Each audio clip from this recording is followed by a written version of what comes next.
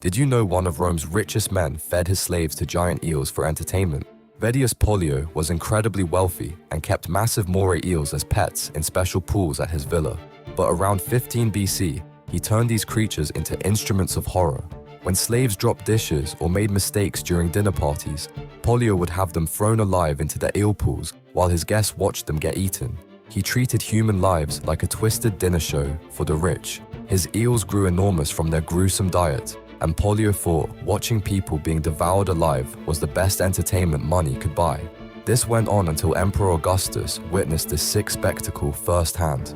Augustus was so disgusted that he immediately freed all of Pollio's remaining slaves and ordered the eel pools filled with concrete. When Pollio died, Augustus had his entire villa torn down to erase this monument to cruelty. The story became legend as the most extreme example of how unlimited wealth could corrupt someone's humanity in ancient Rome.